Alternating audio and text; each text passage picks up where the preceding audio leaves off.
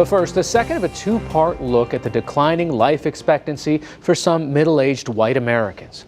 Last week, economics correspondent Paul Salmon examined the role prescription painkillers and alcohol may play in the trend. Tonight, he explores how the economy and the job market may be involved. It's part of our weekly series, Making Sense, which airs Thursdays. The Hardee's in Maysville, Kentucky, a popular hangout for the senior set.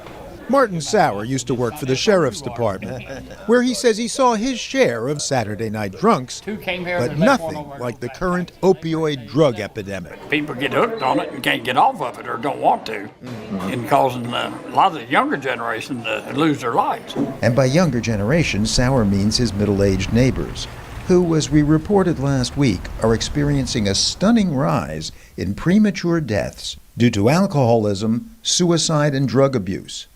But why? The health crisis here is particularly among white working class or white people with a high school and no more.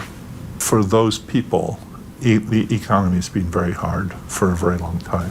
Predictably, Angus Deaton and Ann Case, economists who have documented the dramatic decrease in life expectancy, say an obvious place to look for a cause is the economy. It used to be with a high school degree, you could get a job that actually could provide for your family. Yeah.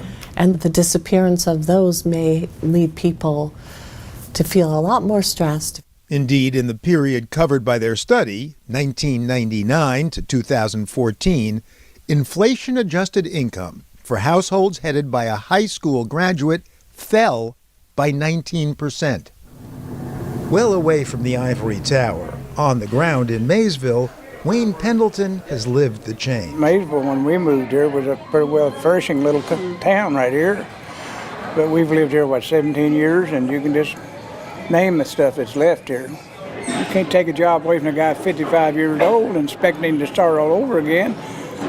Even at my age, it's depressing if you're not trying to do something.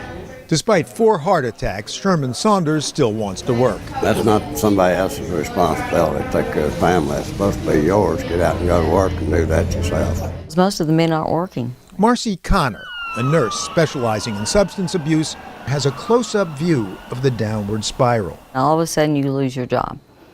So here is a male with no identity. He's not working. He's supposed to be a provider for his family. He can't even do that.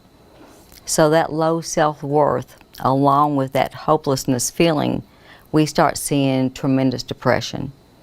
So how do you relieve depression? You can relieve it with drug use, alcohol use, or suicide. Connor's own husband died of alcohol poisoning. Poured alcohol down his feeding tube until he died. The husband of best friend Becky Manning also killed himself. He blew his head off. Joseph Manning had been a truck driver for 30 years.